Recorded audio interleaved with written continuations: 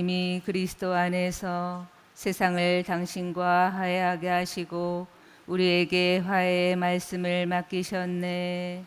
할렐루야. 주님께서 여러분과 함께 또한 사제의 영과 함께 마테오가 전한 거룩한 복음입니다. 주님 영광 받으소서. 그때 예수님께서 제자들에게 말씀하셨다. 내 형제가 너에게 죄를 짓거든 가서 단둘이 만나 그를 타일러라. 그가 내 말을 들으면 내가 그 형제를 얻은 것이다. 그러나 그가 내 말을 듣지 않거든 한 사람이나 두 사람을 더 데리고 가거라. 모든 일을 둘이나 세 증인의 말로 확정지어야 하기 때문이다. 그가 그들의 말을 들으려고 하지 않거든 교회에 알려라. 교회의 말도 들으려고 하지 않거든 그를 다른 민족 사람이나 세리처럼 여겨라. 내가 진실로 너희에게 말한다. 너희가 무엇이든지 땅에서 매면 하늘에서도 매일 것이고 너희가 무엇이든지 땅에서 풀면 하늘에서도 풀릴 것이다. 내가 또 진실로 너희에게 말한다. 너희 가운데 두 사람이 이 땅에서 마음을 모아 무엇이든 청하면 하늘에 계신 내 아버지께서 이루어 주실 것이다. 두 사람이나 세 사람이라도 내 이름으로 모인 곳에는 나도 함께 있기 때문이다. 주님의 말씀입니다. 그리스도님 찬미합니다.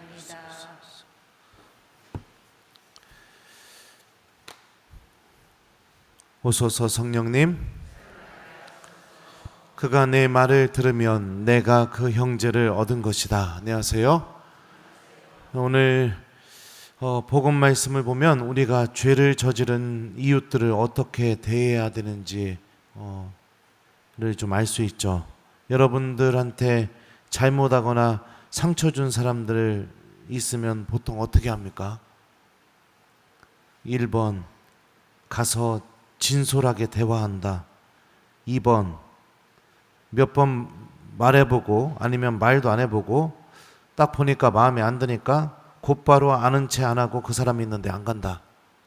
3번 말도 안 하고 아는 체도 안 하고 그 사람 없을 때마다 친한 친구들하고 그 사람 험담을 바가지로 한다.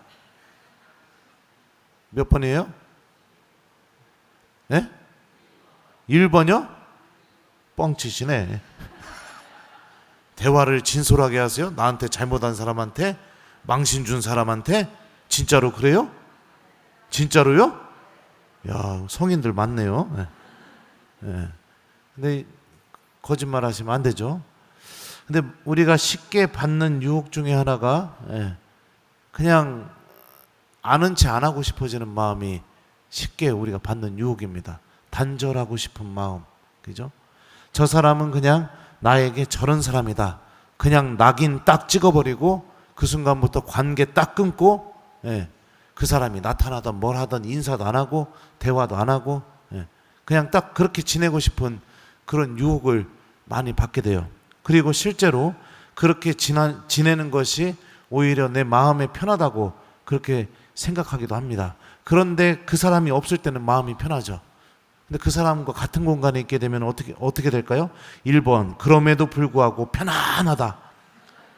2번 마음이 막 그냥 심장이 벌렁벌렁거리고 또 막 어떻게 해야 될지 모른다. 몇 번이에요? 그러니까 그 평화는 거짓된 평화라는 거예요. 진짜 평화가 아니라는 거죠. 이게 바로 세상이 주는 평화입니다.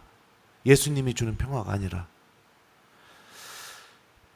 저도 그런 적이 많습니다. 신학생 때 제 마음에 안 들었던 동기 신학생들, 또 뭐 선배 신학생들, 후배 신학생들 마음에 안 들면은 그냥 아는 체 딱 안 하고, 그리고서 이렇게 지냈었는데 어느 순간에 보니까 제가 이렇게 마음에 안 들면 너도 이제 아는 체 안 해. 너도 아는 체 안 해. 너도 아는 체 안 해. 너도 아는 체 안 해. 너도 아는 체 안 해. 너도 아는 체 안 해. 이러다 보니까 내가 어떻게 될까요? 1번 기뻐진다. 2번 외로워진다. 몇 번이에요? 외로워지죠.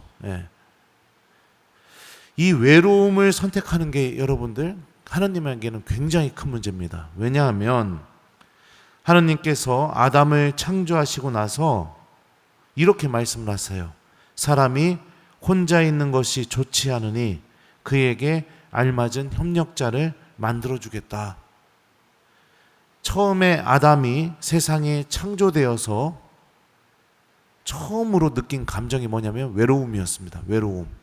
그리고 이 외로움은요, 하느님께서 보시니 손수 만드신 모든 것이 참 좋았다라는 이 창조 질서에 유일하게 위배가 되는, 그러니까 이 창조 질서에 맞지 않는 모습이었어요. 그러니까 하느님께서 어떻게 하죠? 당신께서 손수 빚어서 아담에게 이웃인 하와를 만들어 주십니다. 그러니까 하느님이 다시 한번 창조할 정도로 이 외로움이라는 것은 하느님에게 아주 심각한 문제라는 겁니다. 실제로 우리가 외로워지게 되면은 우리들은 마음의 병을 얻게 되게 되고 우리가 살 수가 없게 됩니다. 우리는 이 외로움을 내가 선택하는 것은 내 스스로 죽음의 길로 가는 것과 같은 겁니다. 근데 마귀는요, 악은 우리가 이 외로움을 선택하는 것이 편안하다고 그렇게 우리 귀에 속삭입니다. 단절하고 대화하지 않고 내가 편한 방법으로만 사람들과 만나고 모든 사람들이 다 나처럼 생각해야 되고 나랑 똑같아야 되고 내가 원하는 대로 움직여져야 되고 그렇게 막 우리들을 유혹하고 데리고 갑니다. 그렇게 된다면 결국에는 그 누구도 나를 사랑할 수 없는 괴물이 되어버리는 그런 존재로 바뀔 수밖에 없죠. 예수님께서는 이웃이 잘못을 했을 때 낙인 찍고 두 번 다시 그 사람이 사회에서 얼굴을 디미지 못할 정도로 매장시켜버리고 용서받을 기회조차 주지도 말고 그것은 당신의 뜻이 아니라고 합니다. 근데 오늘날 우리 사회는 이거를 너무 병적으로 하고 있죠. 그죠? 잘못하게 되면 어떻게 됩니까? 공개하고 낙인 찍고 두 번 다시 얼굴을 못 들게 만들고 용서할 기회조차 만들어버리지 않고 끝까지 죄인으로 남아버리게 하는 게 오늘날 우리 사회의 아주 보편적인 모습이에요. 그만큼 얼마나 우리 지금 현대인들이 마음의 병이 얼마나 깊이 들어있고 그 마음이 하느님으로부터 얼마나 멀어져 있는지를 우리가 볼 수 있죠. 그가 내 말을 들으면 내가 그 형제를 얻는 것이다. 예수님께서는 우리가 형제를 얻는 방법을 선택하기를 바라고 계십니다. 어떤 분은 이렇게 생각할 수도 있어요. 이 복음 말씀만 딱 기억하고 3번만 내가 노력하면 되네. 한 번 가서 말했는데 안 들어. 됐어. 그 다음에 구역장하고 같이 가서 얘기해. 말 안 들어. 됐어. 신부님한테 얘기해. 말 안 들어. 끝. 그런 의미가 아니죠. 끊임없이 내가 노력하라는 그런 의미죠. 그 사람을 형제로 얻기 위해서. 그리고 그가 다시 교회 안으로 돌아올 수 있도록, 내 이웃이 될 수 있도록, 그리고 하느님께서 나에게 그 외로움을 없애주시기 위해서 만들어준 아주 소중한 이웃이 다시 될 수 있도록 예수님께서는 우리가 이웃들과 대화하는 삶을 살으라고 이렇게 말씀하고 계십니다. 단절을 선택하는 마음 안에는 예수님께서도 함께 계시지 않습니다. 왜냐하면 2사람이나 3사람이라도 내 이름으로 모인 곳에 나도 함께 있기 때문입니다. 예수님은 공동체 안에 현존하고 계십니다. 공동체 안에. 내 이웃과 내가 함께 있을 때 예수님께서 그 자리에 계셔 주십니다. 단절해버리고 낙인 찍어버리고 그렇게 되면 예수님도 거기에 그런 마음 안에 같이 있을 수가 없게 되겠죠.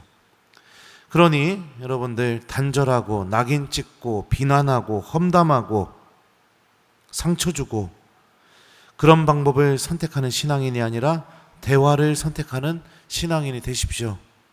우리 누구나 다 죄를 저지를 수 있습니다. 아직 죄를 저지르지 않았을 뿐이죠. 누구나 다 엄청난 상처를 줄 수 있습니다. 아직 상처를 주지 않았을 뿐입니다. 나도 그렇게 약한 존재입니다. 나도 넘어질 수 있고 나도 무너질 수도 있습니다. 근데 내가 들이댄 그 잣대로 이웃을 그렇게 단죄해버리고 나서 내가 똑같은 잘못을 했을 때 그 잣대로 나에게 그대로 들이대게 된다면 어떤 마음이 들겠습니까?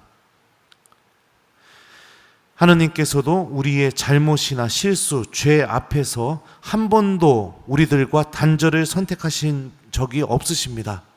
용서해 주고 계시고 다시 우리들의 말을 들어주고 계시고 또 우리들과 함께 계셔 주시고 그 죄로부터 벗어나서 은총을 가득 채워 주셔서 내가 다시 새로운 희망을 갖고 살아갈 수 있는 그런 기회를 하나님께서는 끊임없이 우리에게 주고 계시죠. 그렇다면 하나님의 자녀인 우리들도 하나님처럼은 못하지만 그래도 이런 하나님의 모습을 내가 어느 정도 담고 있는 사람으로 살아가는 것은 당연히 필요한 자세겠죠. 주님께서 죄인들을 대하시는 그 모습이 나를 통해서도 좀 드러나게 되는 그런 오늘 하루를 보냈으면 좋겠습니다. 누군가가 나에게 잘못했을 때, 실수했을 때, 기분 나쁘게 했을 때 그 감정만을 쫓아가지 마시고 예수님께서 우리가 대화를 통해 형제를 얻는 삶을 바라신다는 것을 기억하면서 오늘 하루는 내가 만나는 이웃들에게 조금 더 미소를 주고 조금 더 이해해 주고 조금 더 용서해 주는 마음으로 좀 이웃들을 대해 봤으면 좋겠습니다. 외로움을 선택하는 신앙인이 아니라 함께 있음을 선택하는 신앙인, 단절을 선택하는 신앙인이 아니라 형제를 얻는 것을 선택하는 신앙인이 되는 오늘 하루를 보내시기 바랍니다. 숙제 드릴게요. 오늘 숙제는 여러분들 화내지 않기.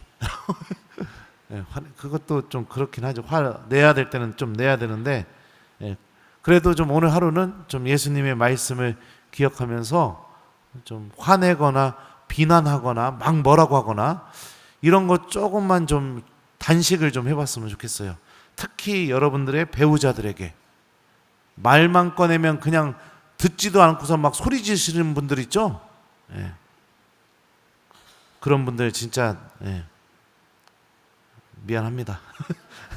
뭐라고 하고 싶지만 또 공적인 자리라서 하여튼 그렇습니다. 영혼이 하느님으로부터 완전히 떨어져 나가서 그런 겁니다. 대화하는 법을 잃어버린 것은 여러분들 하느님과 관계가 무너졌다는 것을 의미해요. 왜냐하면 기도가 대화이기 때문입니다. 이해하고 용서하는 것을 잃어버렸다는 것도 하느님과의 관계가 완전히 무너져 버렸다는 것을 의미합니다. 겉모습은 미사에 나오고 겉모습은 봉사하고 그럴지 모르지만 이 내면의 영혼의 모습이 그렇다는 거죠. 내가 그런 불행한 사람이 되지 않고 예수님처럼 예수님의 말씀처럼 이웃을 얻고 그 이웃 얻은 이웃 안에 나와 그 이웃 안에 예수님이 함께 계시다는 것을 체험하는 그런 신앙인 하느님의 자녀가 되는 하루를 보냈으면 좋겠어요. 숙제는 화 좀 덜 내고 비난도 좀 덜하고 누가 막 뭐라고 하면 그냥 웃으세요. 이러면서 그래요. 이렇게 좀 오늘 하루 형제를 얻는 하루를 보냈으면 좋겠습니다. 그가 내 말을 들으면 내가 그 형제를 얻는 것이다. 아멘.